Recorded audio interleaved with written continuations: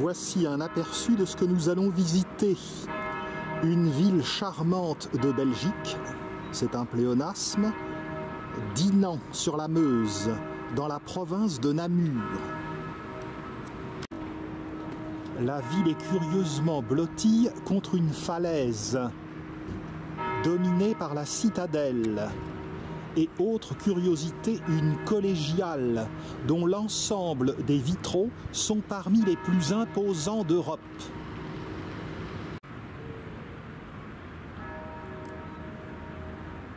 Partons à la découverte de cette ville wallonne.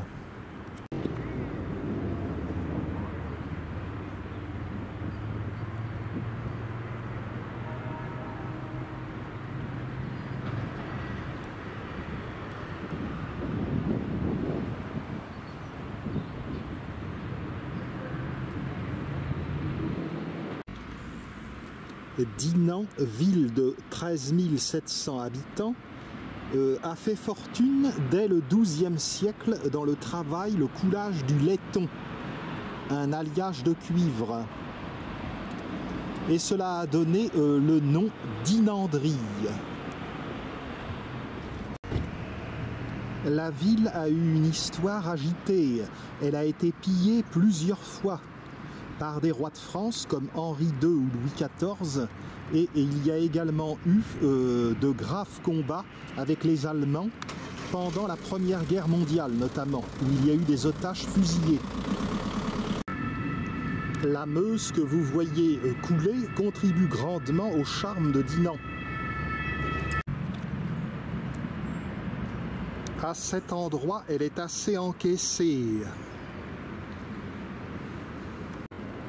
La Meuse prend sa source en France, pas très loin de la Seine, c'est dans le plateau de Langres. Partant de France, la Meuse coule vers le nord, vers les Ardennes. Elle rentre en Belgique, passe à Dinant, à Namur, à Liège, puis elle pénètre aux Pays-Bas, à Maastricht.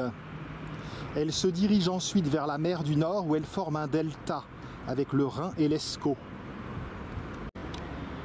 En arrivant en voiture, j'ai vu un endroit spectaculaire avec une roche percée pour la route. Je tâcherai de vous montrer ça à la fin du film, car c'est un peu en dehors de la ville. La ville a vu naître un certain Albert Sachs, 1814-1894. Albert Sachs, qui est un musicien, inventeur du saxophone. Et précisément, dans toute la petite ville, il y a des statues de saxophones et un circuit d'environ 2 km que je vais effectuer. En bord de Meuse, toute une série de troquets pour faire un carnage de moules frites et également de cook. Ce sont des pâtisseries dinantaises à base de miel. Empruntons le pont sur la Meuse. On aperçoit déjà sur le pont les saxophones qui jalonnent le parcours. Une surprise juste avant d'entrer sur le pont. Une statue du général de Gaulle. En fait, de Gaulle, qui n'était pas général à cette époque-là, c'était pendant la Première Guerre mondiale, a été blessé à Dinant.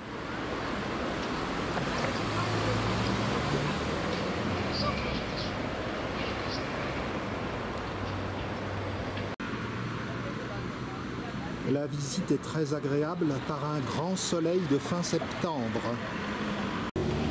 La collégiale dominée par la citadelle est réputée pour son clocher à bulbe en oignon.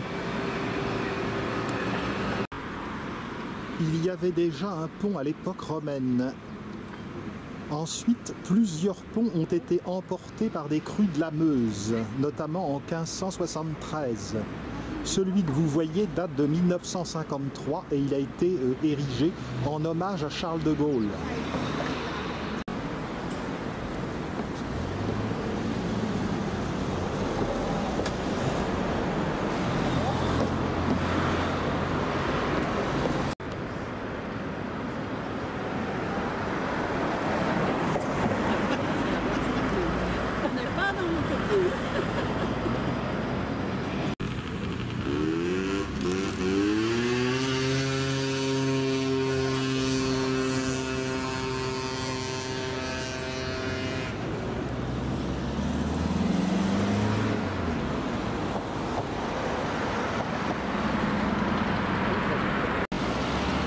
Les saxophones que nous allons voir ont un thème particulier. Celui de la France est habillé d'un barésil.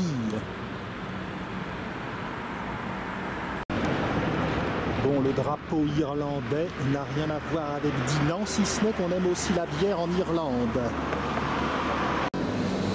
Voici le saxophone de la Chine. Allusion au drapeau de la Chine avec ses étoiles jaunes.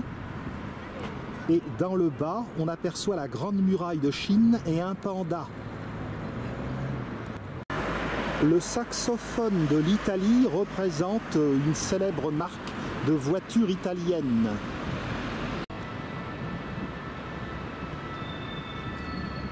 Dinan, ville martyre, comme un autre pays dont le drapeau flotte ici. Le saxophone des États-Unis d'Amérique.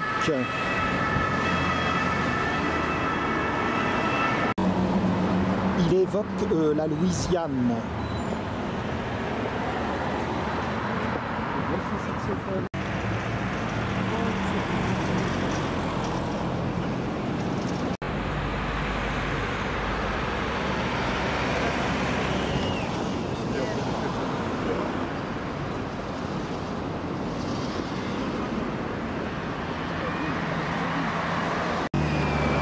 Le suivant à coup sûr est le saxophone de la Croatie. Bingo, car il est aux couleurs du drapeau de la Croatie.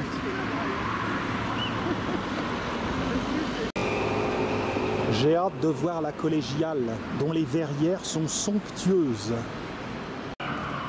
Et voici le saxophone du Portugal. On remarque une ligne. C'est la limite définie par le traité de Tordesillas, à l'ouest possession espagnole, à l'est possession portugaise. On verra les autres saxophones du pont Charles de Gaulle au retour.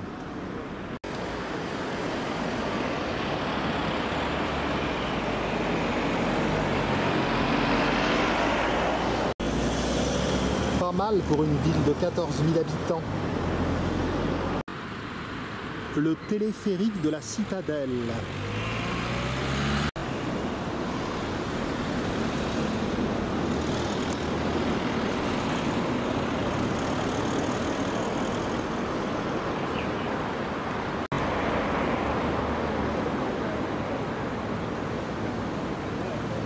Nombreuses balades en bord de Meuse ou sur la Meuse.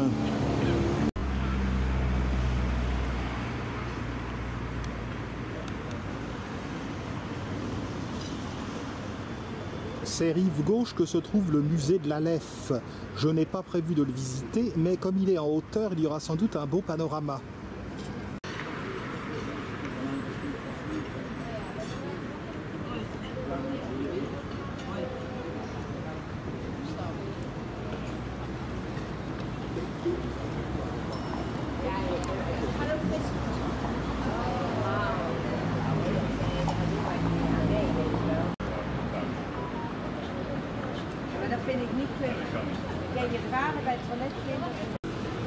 Les prix des restaurants sont particulièrement élevés en Belgique.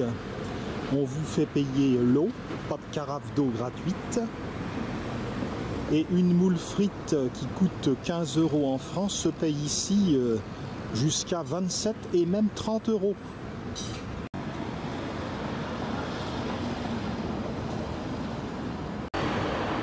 J'emprunte le boulevard Sassrat.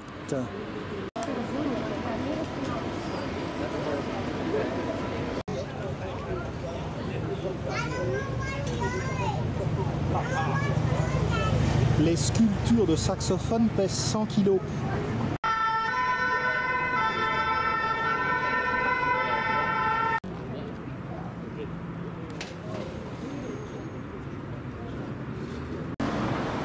On poursuit en direction de la place Patenier.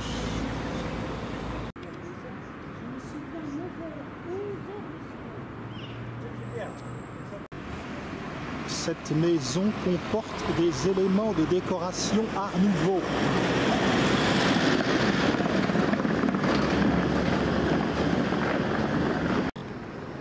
la rive gauche.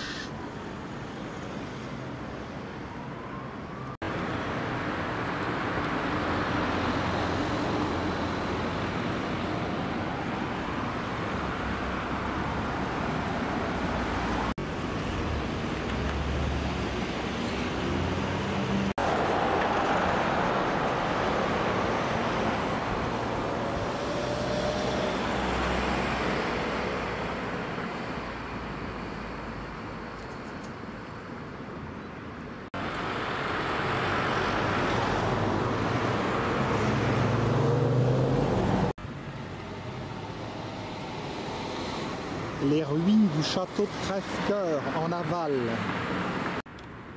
Il est rare qu'un parking de voitures soit décoré.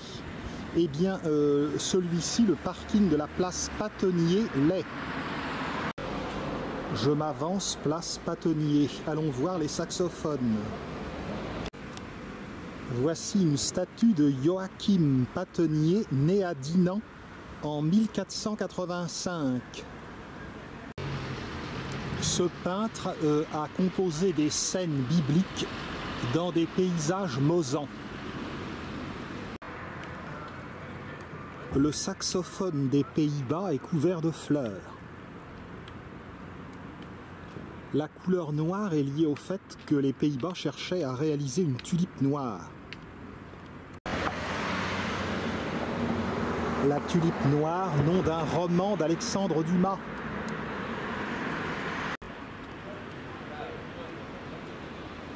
Place Patonnier.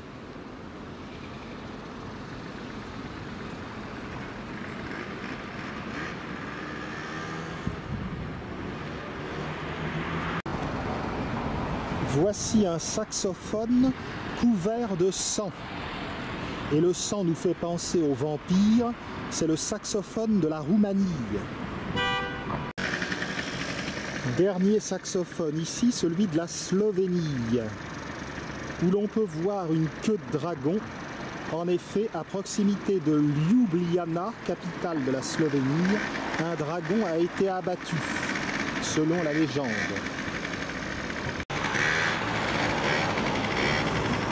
À présent, je vais me diriger vers la collégiale Notre-Dame.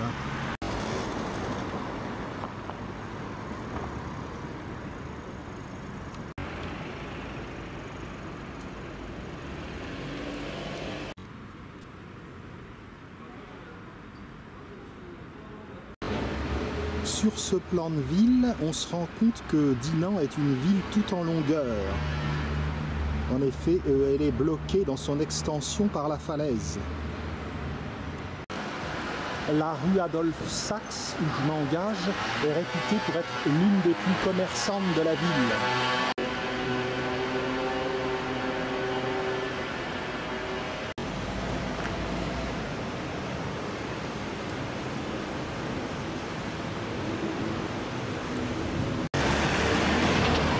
Encore un saxophone, ici rue Saint-Jacques. Ce saxophone, spécialement dédicacé à Adolphe Sax, a été réalisé par l'art de la dinanderie. Il est question que la zone piétonne rive droite se développe à Dinan, ce qui ne sera pas une mauvaise chose.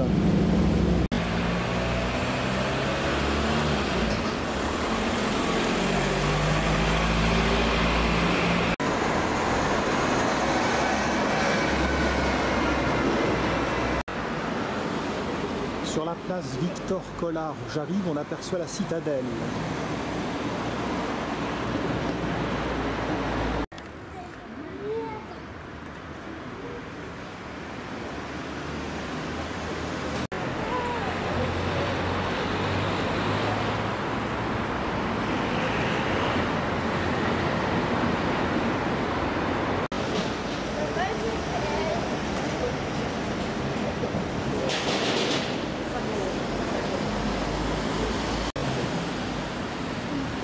Les saxophones que vous venez de voir ne sont pas liés à un pays d'Europe, du monde, mais à des noms de musiciens spécialistes de cet instrument.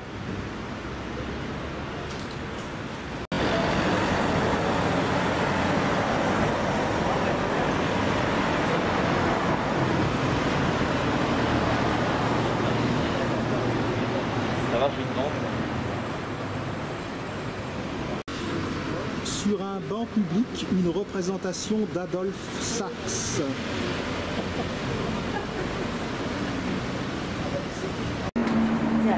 À côté du banc se trouve la maison de Monsieur Sax, une maison où se trouve exposée toute une série de documents sur la vie de l'inventeur du saxophone.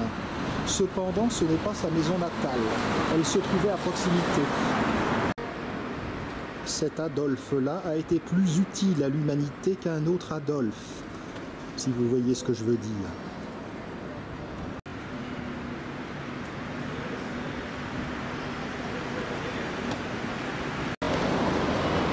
Au fond, c'est la place de la reine Astrid, cette Suédoise qui était devenue reine des Belges et qui malheureusement est morte dans un accident de voiture dans les années 30. C'était une femme d'une grande beauté, elle a été très pleurée.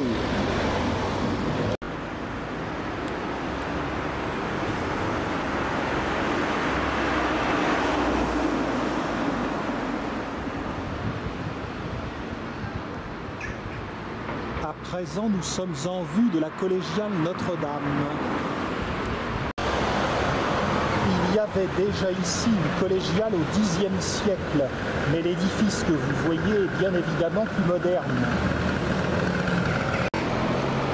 Là, vous voyez du gothique, mais dans l'intervalle, il y avait eu du roman. Au niveau du portail nord, il reste un élément roman.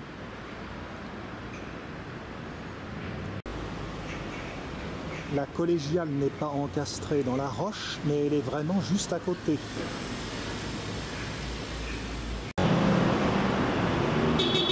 Le portail ouest est clairement gothique, avec une Vierge à l'enfant au trumeau. C'est sur la place de la reine Astrid, par le portail sud, que l'on peut rentrer dans la collégiale. C'est de cette place également que partent les escaliers et le téléphérique pour la citadelle.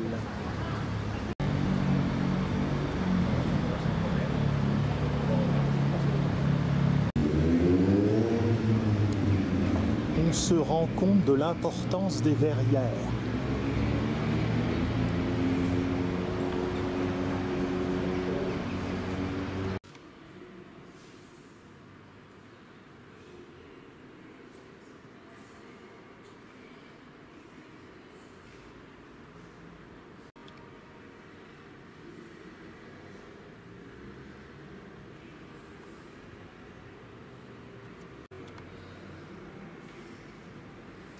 Observez les piliers avec les chapiteaux octogonaux.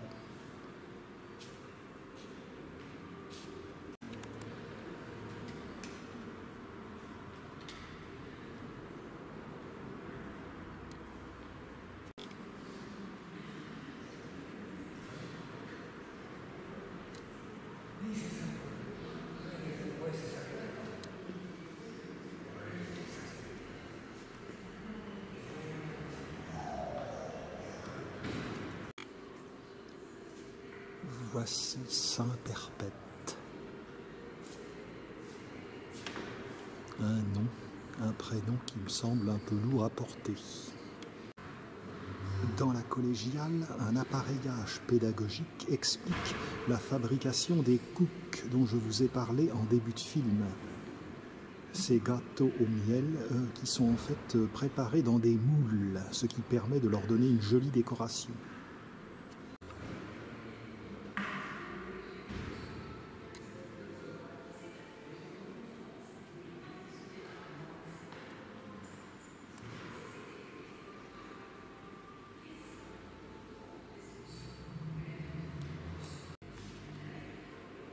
Ici, il n'y a pas de vitraux, mais il faut vous préparer à un choc émotionnel.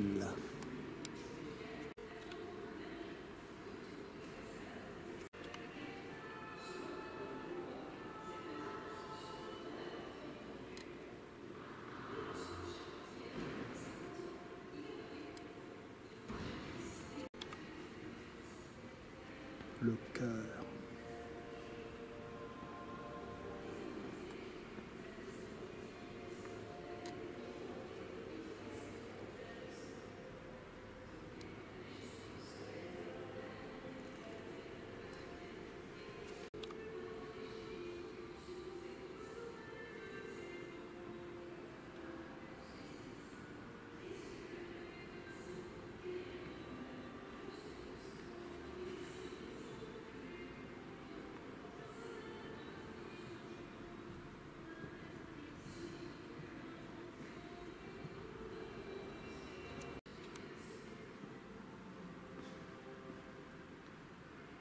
Verrières Sud est sublime.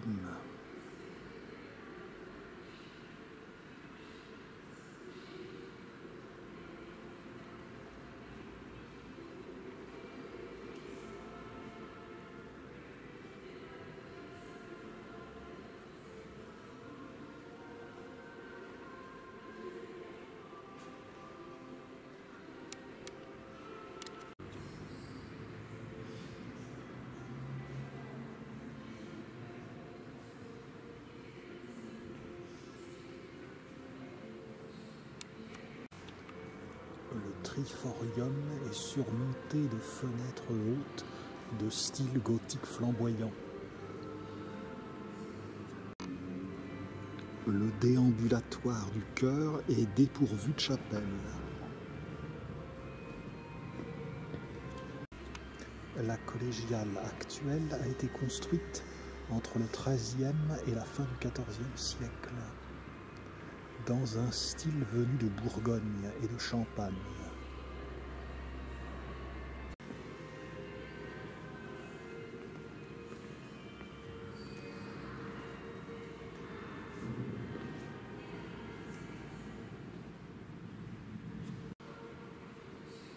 Le croisillon nord, lui, n'a pas de verrière.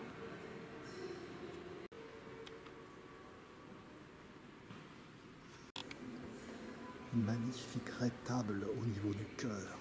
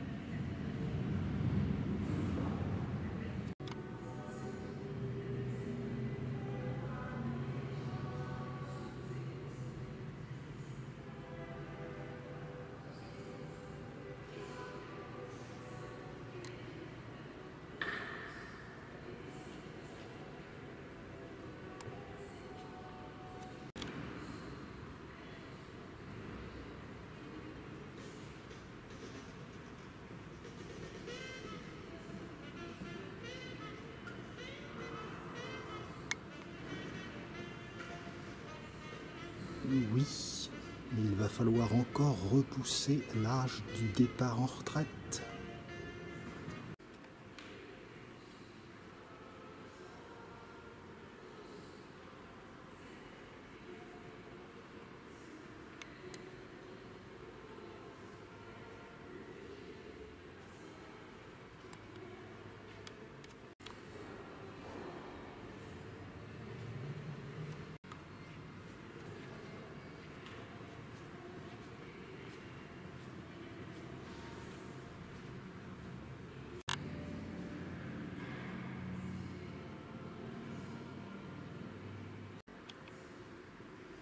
N'y a-t-il pas là un air de sainteté qui se dégage de ses traits?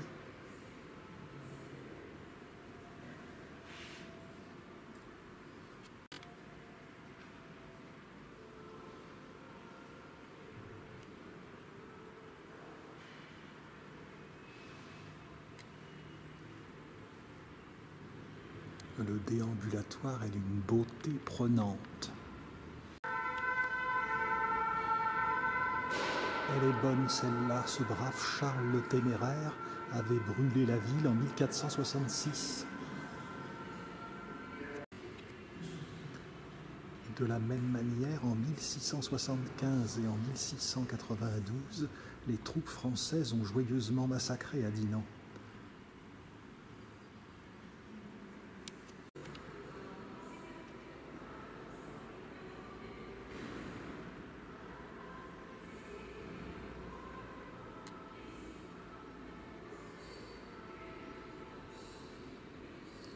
À présent, allons voir la citadelle.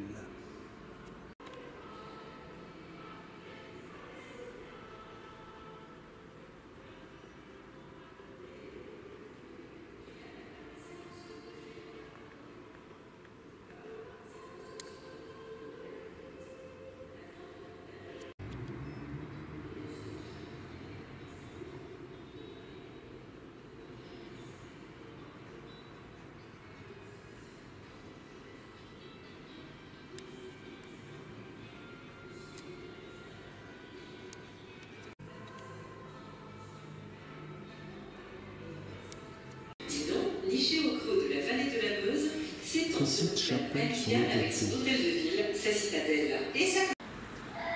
On peut aller à la citadelle à pied, mais comme je suis déjà très sportif et que je n'ai rien à prouver, je vais prendre le téléphérique pour aller plus vite.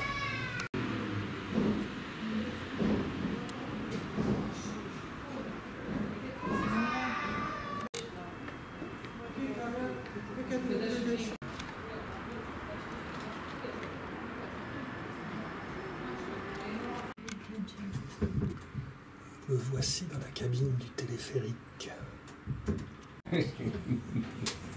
Hold on.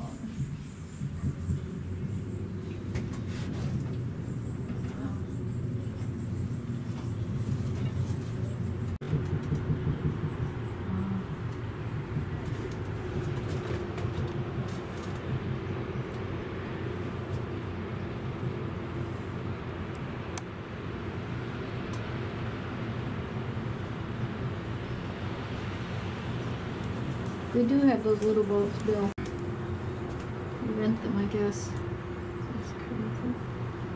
That would be fun. I need to pedal.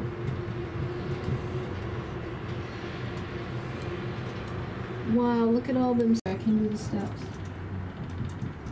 That'll be on my bucket list. Doing it.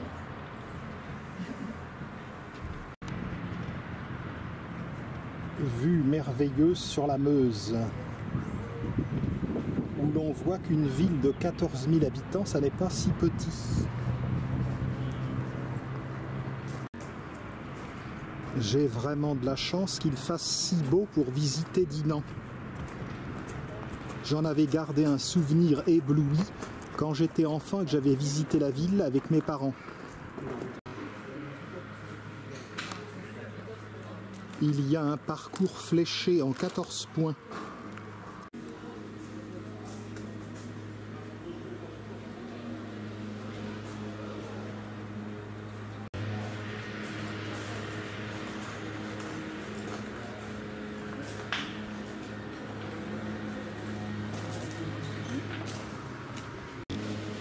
L'entrée de la citadelle est précédée d'une barbacane, structure en U percée de meurtrières.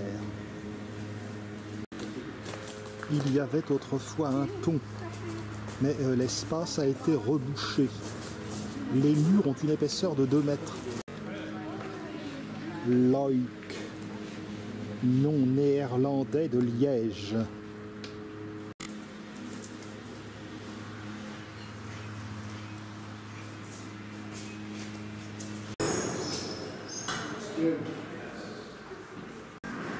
Sur la gauche de l'entrée principale, l'espace 1914, qui livre des documents sur cette cruelle période pour la ville de Dinan.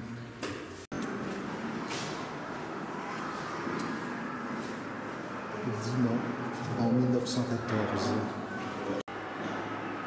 Le pays était neutre, mais avait une armée.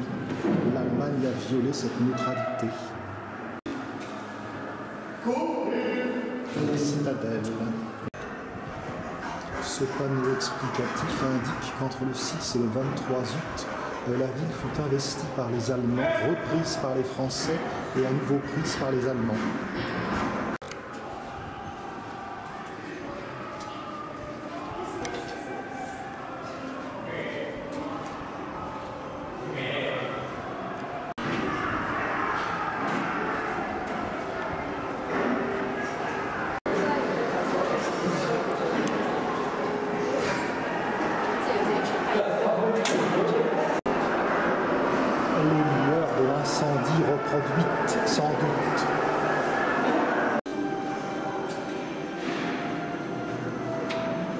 Je ne suis pas sûr que ce soit une date très joyeuse dans l'histoire de Dinan. Rappel historique sur l'affrontement entre deux blocs, Allemagne et Autriche-Hongrie, d'une part, et d'autre part, Russie, France, Royaume-Uni.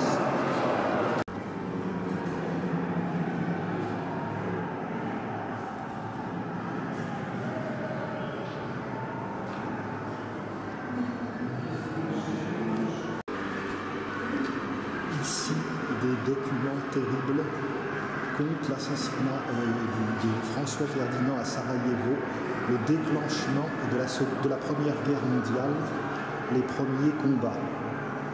Des documents terribles.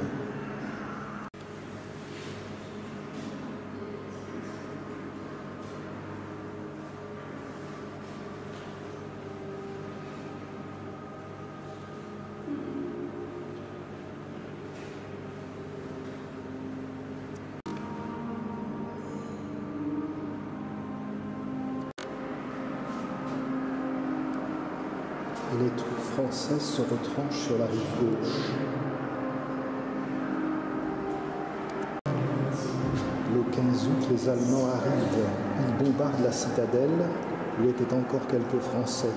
Attaque à la baïonnette. Le 21 août, des Allemands ivres investissent la rue Saint-Jacques en verre. Ils jettent des bombes incendiaires. Le 22 août, la population belge affolée essaie de franchir la Meuse, mais s'est barrée. Charles de Gaulle est blessé à Dinan. Il est blessé à la jambe droite. L'arrivée de renforts français permet temporairement de reprendre la citadelle. Le 23 août, les Allemands descendent en ville par les 4 axes verts. Dans le quartier de Lef, en aval de la ville, les Allemands se livrent à des massacres à la baïonnette. 10% de la population de Dinan, 674 victimes, sont fusillées par les Allemands en représailles de francs-tireurs, soi-disant. Dans la nuit du 23 août, les Allemands mettent le feu à la ville. 2 tiers des édifices sont brûlés.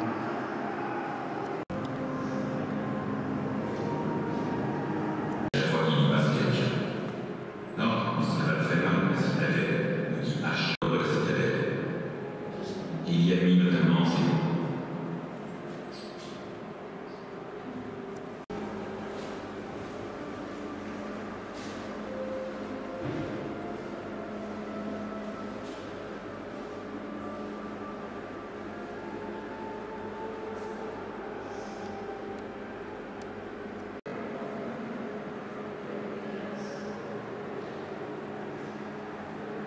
une triste litanie de noms.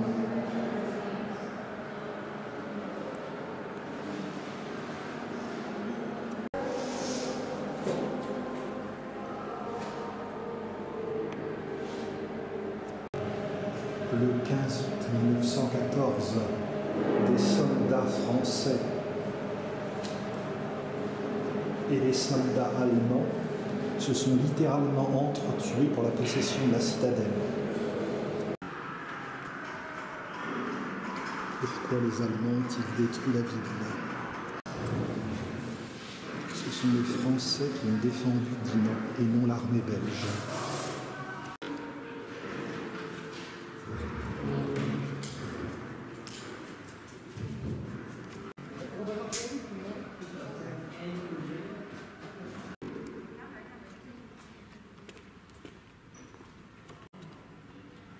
C'est en 1040, à une époque où la Belgique n'existait pas, elle n'est née qu'en 1830, que le prince-évêque de Liège fit construire une première forteresse pour défendre Dinan et le pont sur la Meuse. Après la défaite de Waterloo et l'effondrement de l'empire de Napoléon, le territoire de ce qui formera plus tard la Belgique est réuni au royaume des Pays-Bas, qui décide de construire cette citadelle actuelle pour servir de place forte face aux Français. La réunification des Pays-Bas et de la Belgique n'a duré que de 1815 à 1830. La forteresse fut édifiée de 1819 à 1821. Le premier château fort de Dinan au XVe siècle, gravure du XVIIIe. Le sac de Dinan par les troupes du bourguignon Charles le Téméraire en 1466. Il y eut aussi une citadelle attribuée à Vauban, plan de 1696. Auparavant, ce brave Louis XIV, toujours prompt à se lancer dans des guerres comme Napoléon, avait pris Dinan en 1675. La citadelle est devenue un musée en 1878. On a vu qu'elle était investie par les Allemands en 1914, mais encore malheureusement en 1940. Vue de Dinan au XIXe siècle.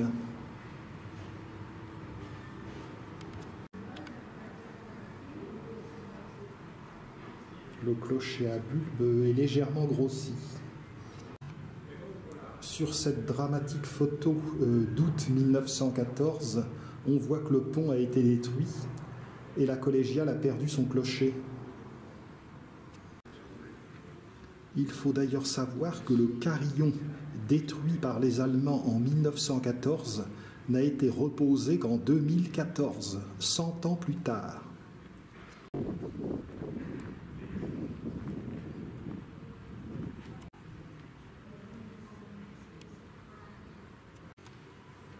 Dans la casemate JV, l'artillerie n'est pas belge, mais hollandaise. Début du XIXe siècle. On a inventé des choses bien pires depuis.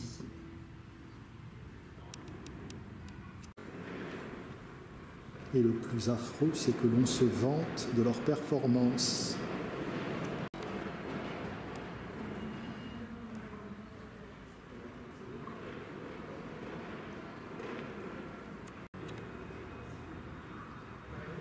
Et des boulets, est-ce permis?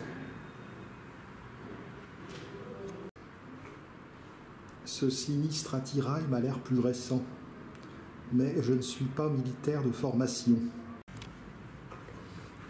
Et maintenant, allons voir le panorama, ce sera moins sinistre. Sur cette citadelle, nous sommes à 100 mètres au-dessus du niveau de la Meuse. En aval, sur la rive opposée, la ville de Bouvignes et le château de Crèvecoeur. Bouvignes était rival de Dinan pour la dinanderie.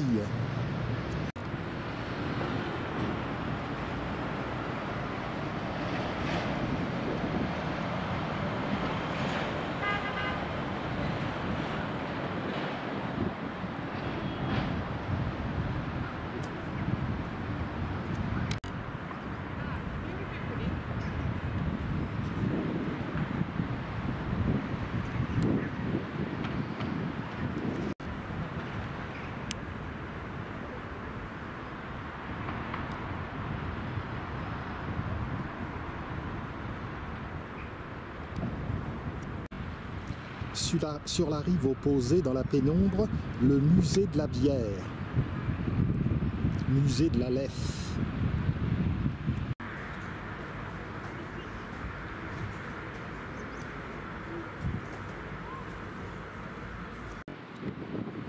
En amont, le rocher Bayard, dont nous aurons à reparler.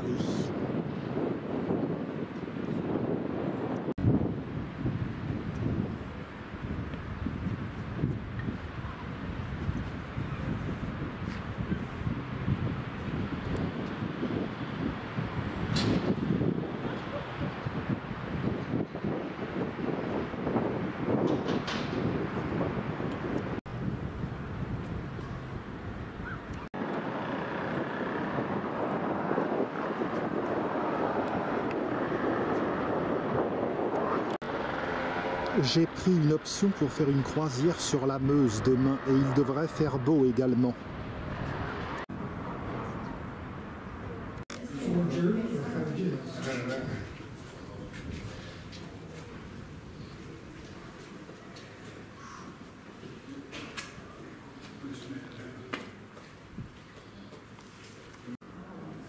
les casemates.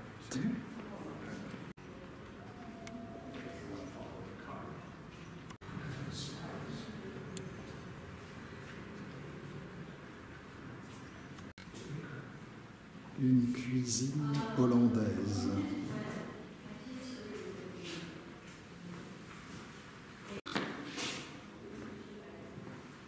Boulangerie.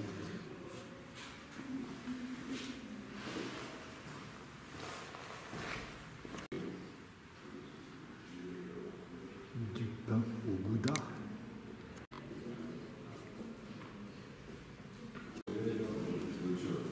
Chambrer les soldats.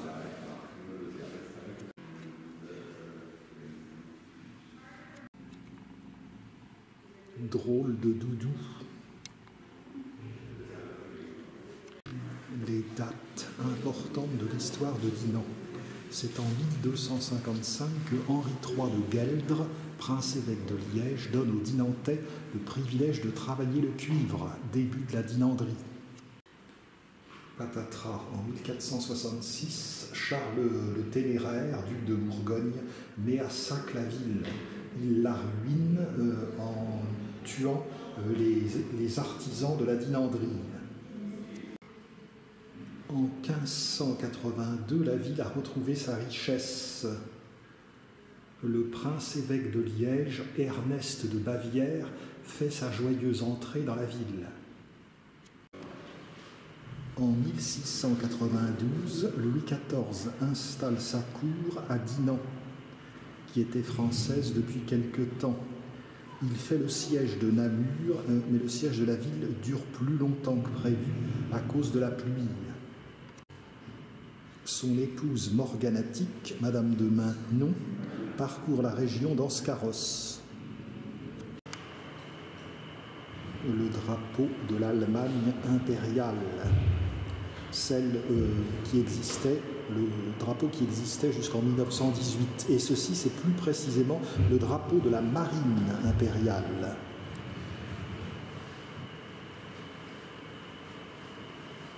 Casque à pointe des Prussiens.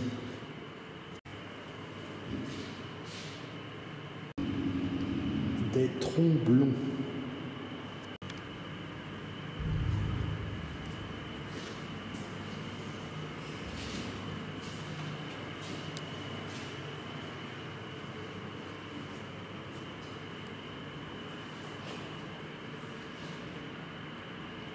Pour ceux que ça intéresse, allez voir à Paris, aux Invalides, le musée de l'armée.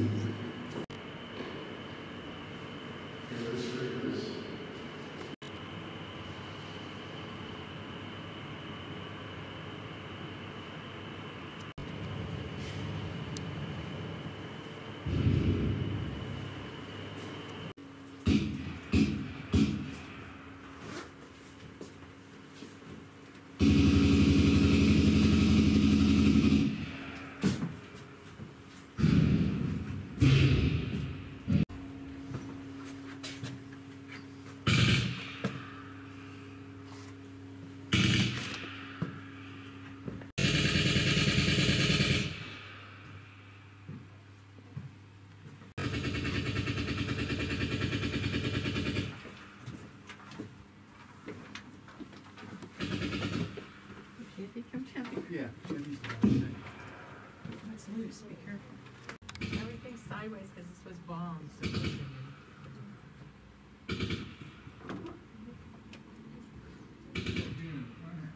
le coin manque un peu de gaieté, je vous le concède. Les escaliers sont particulièrement penchés et biscornus.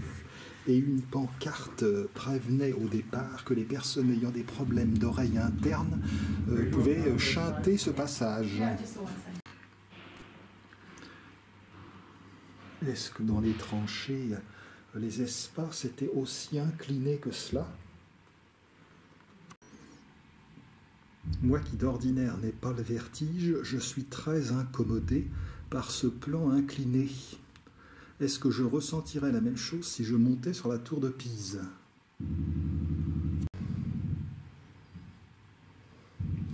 Est-ce que vous vous rendez compte de l'inclinaison? Ouf, c'est fini. Vous n'avez sans doute pas ressenti dans cette petite séquence, dans ce segment, l'impression extrêmement désagréable que j'ai pu ressentir. Il s'agit en fait de la reconstitution d'une tranchée effondrée par un obus. La tranchée était la reconstitution d'une tranchée belge sur le front de l'Isère. Je suppose que dans ces circonstances, le cerveau humain devait s'habituer.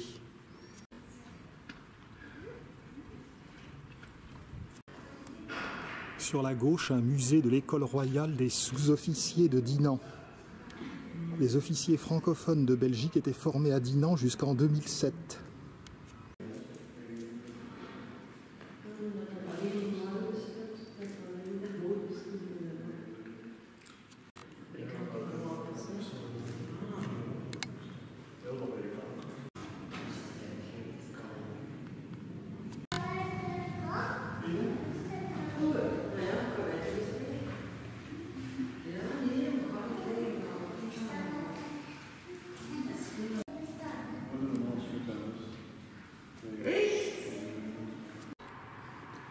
Dans la galerie du bicentenaire, on explique les 2 siècles d'existence de la citadelle actuelle.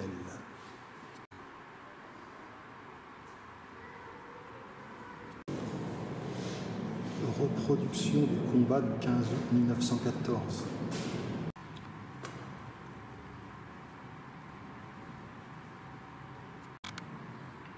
Sur ce dessin, il y a la représentation d'une statue qui finalement n'a jamais été réalisée. Il s'agit en fait d'un peintre, Antoine Wirtz. Finalement, on préfère la citadelle sans statue.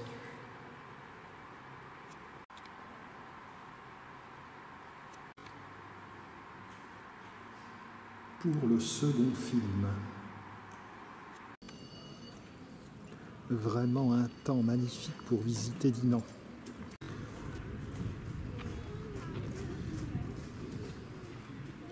Sortie de la citadelle.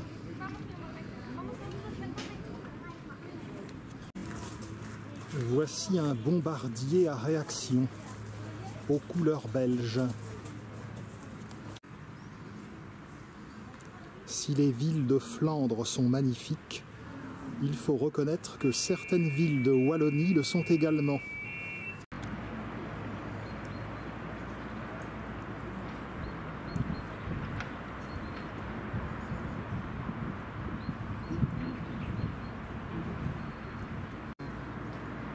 Il reste encore cette partie de la ville à voir. Je verrai ça demain dans mon second film. Je vais redescendre, je vais voir les saxophones de l'autre côté du pont Charles de Gaulle. Et donc demain, je serai reposé pour faire la suite.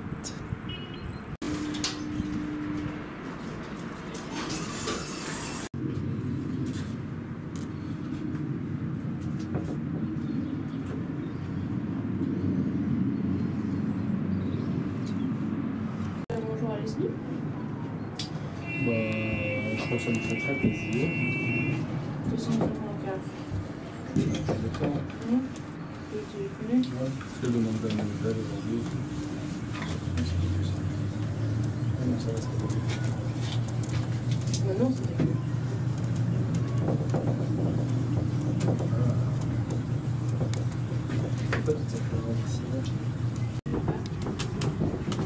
Je vais vous mettre devant pour filmer, allez-y. Non, c'est pour que je fasse la vie. Ok.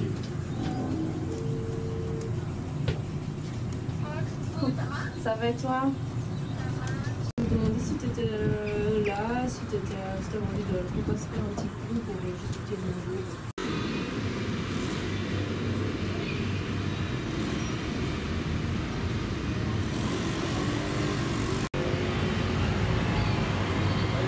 Ça serait bien d'être à Dinan un soir pour voir un peu la ville de nuit. Le retour au pont Charles de Gaulle.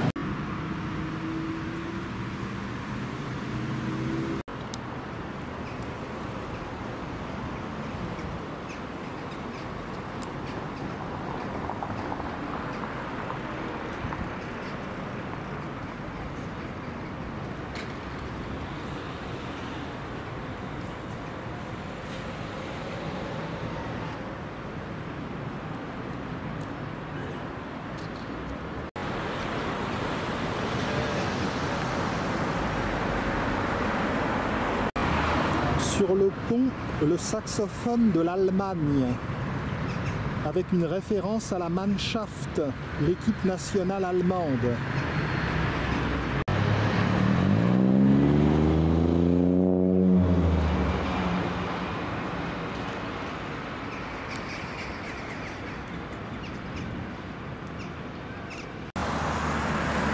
Le saxophone de la Lituanie, l'un des 3 États baltes, ressemble à une coccinelle.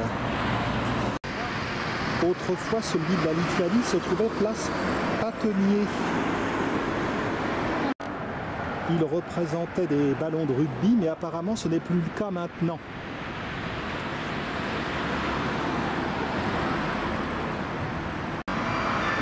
Le saxophone de la Pologne est particulièrement intéressant. Dans le bas des montagnes, les Tatras, qui se trouvent dans le sud du pays. Une représentation de l'artisanat traditionnel polonais. Il s'agit des Wysinanki.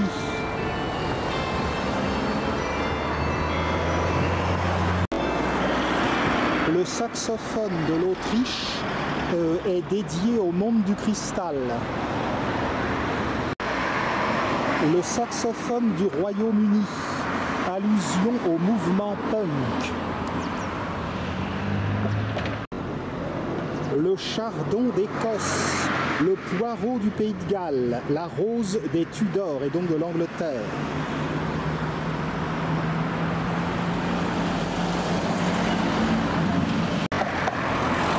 Tout seigneur, tout honneur, le saxophone de la Belgique. Il devrait être censé représenter la bande dessinée, mais je ne m'y retrouve pas vraiment.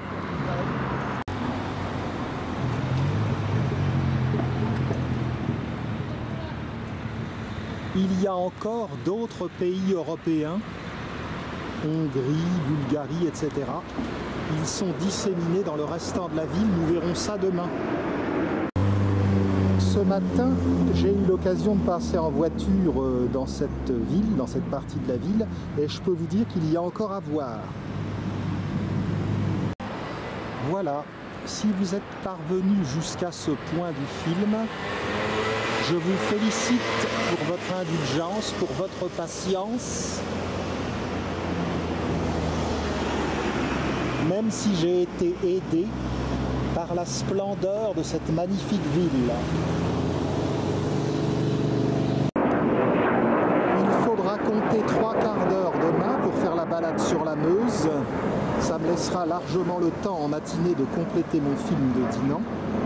Dans la région, il y a d'autres curiosités, comme Profondeville, comme le Château de Frères, comme Beaurain, une sorte de lourde version belge.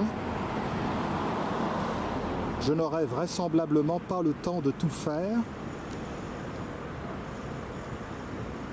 Je vais essayer de faire un maximum.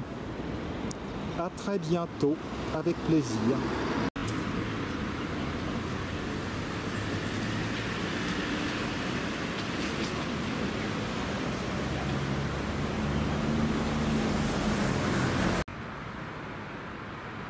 Vous voudrez bien convenir que dans la lumière de fin d'après-midi, l'ensemble est particulièrement photogénique.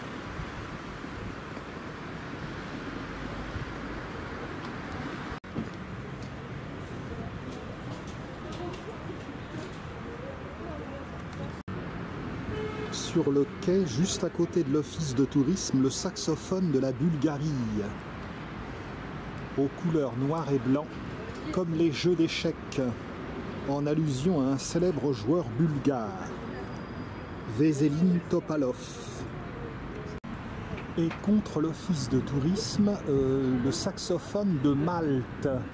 Les taches jaunes sont du miel. En effet, Malte dérive de Mélita, l'abeille.